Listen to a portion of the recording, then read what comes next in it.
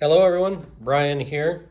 So this is a preamble to the video you're about to see. I did the entire video and all the work and all the commentary and then realized that I, as usual, have no idea what I'm talking about and gave you endless misinformation.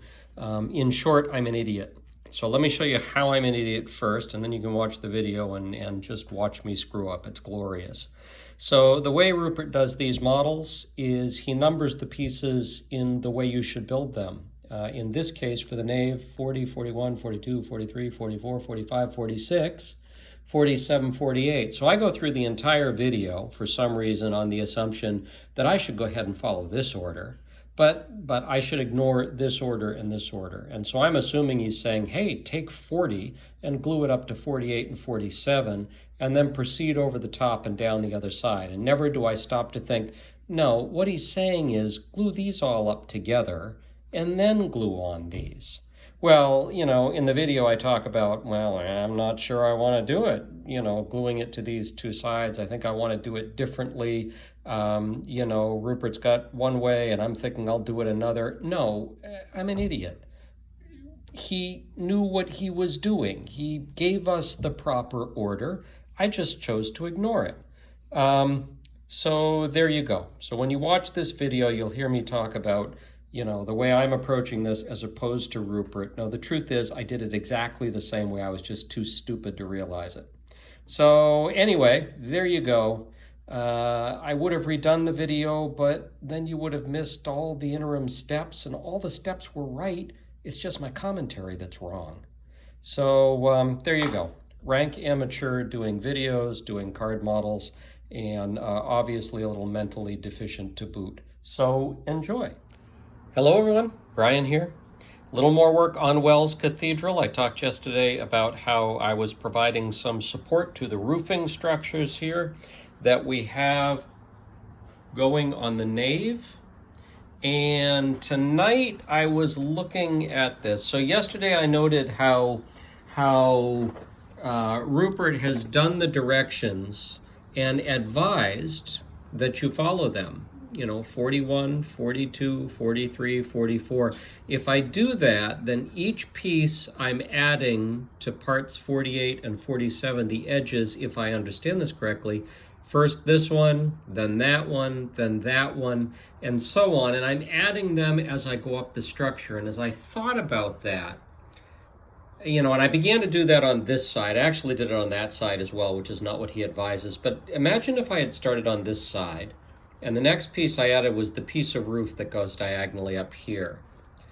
I've got to glue that to this edge and to this edge, but I've also got to glue it along here.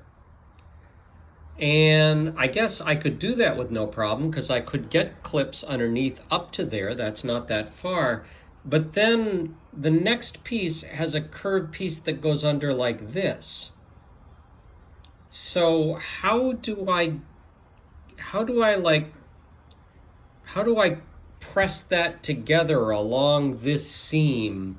And I got to thinking about how would I do that piece by piece here, and I decided to take a different tact, and we'll see if this ends up being a huge problem. I decided to actually glue up the entire thing before I put it on. So here I've got the roof section, then I've got the clear story, then I've got the main roof, and then I start going down the other side. And doing this, as you see, allowed me to actually press things down along here and then put clips on and get it ready to go.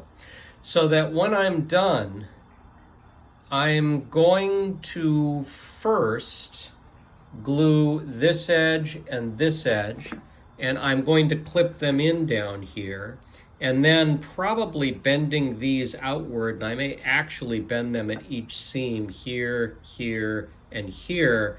I will begin affixing these section by section in place as I go up. And the fact that I have folded this portion here down while I'm doing this section will allow me to get a clip in and clip onto here and let that set before I fold the next piece up with only this folded down and clip that section. And then when it comes time to do the top, probably what I'll do is I'll just set it on its end and glue this side, and then turn it over and glue this side.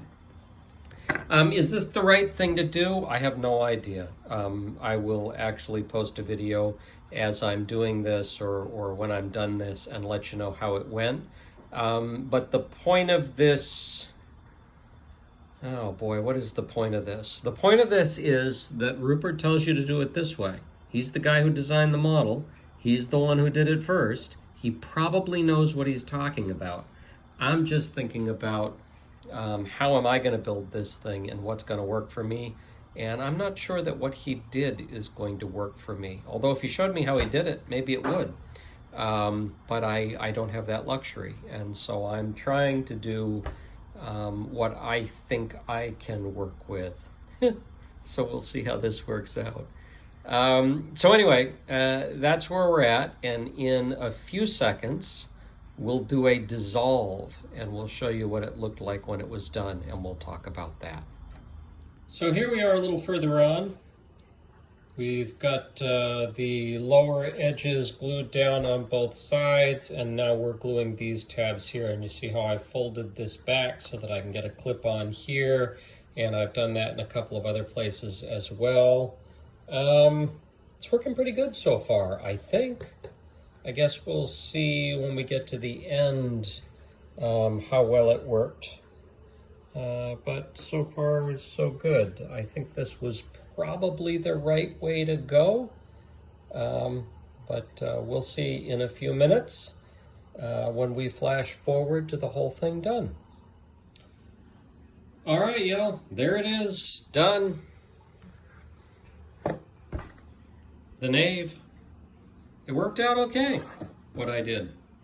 And I was able to fold this piece here over and use clips here and here. I tried to fold this piece over and use clips there and there, and it didn't quite work out. So what I ended up doing was just, as I said, flipping it on its side with glue on it, and then kind of adjusted it so it evened out to the pieces, and came in here with a ruler and just kind of pressed down on the tabs to make sure everything was flat and gluing up, and kind of held it in place and kept a watch to make sure it didn't slip until it was all glued up properly. And then, like I said, flipped it on that side and did the same thing. So in the end, it looks pretty good. It seems to have come out okay. And when we put it right where it's going to go here, when we glue it up in the next couple of days, there you go. That's what we're looking like so far. It's, what is that? That's about 18 inches. It's going to be about 20 inches long by the time we get the front towers on it as well. So it's working out pretty good, and it's going together pretty good. Again, it's a good model. I think it is worth the money, and it really is impressive to look at. I mean, it is just so nice, that detail and the variation on the roof and light and shadow and stain marks, and even the windows, you know, vary from bay to bay with the detail they've got. And it just makes it so interesting to look at. It may be a crazy analogy, but you think of the Beatles versus ABBA. Both masters of melody. The difference is the Beatles always have something in a song that hits your ear as not what you expected, and I think that's what has given it staying power over the years. ABBA gives you a great melody, but they give you exactly what your ear expects, and that's why it's easy to get tired of it. So the fact that when Rupert did these, all of the bays have differences. I mean, even look at there, the right-hand side versus the left-hand side of the tower as it approaches the roof. The right-hand side has more coloring and shading and staining. The left-hand side does not. So everywhere you look here, there's something new to look at. And it really just makes it an interesting model, makes it look a little more realistic, it just makes it a joy to the eye. So far I'm terribly impressed. I've already decided I'm doing this model again. It looks pretty good, but I've made enough mistakes at this point that are small, but I think correctable. And part of the fun is, can I do this model again and do it better? So we'll see. Anyway, that's all for this evening. Thank you for joining me, and we'll catch you in the next one. Bye-bye.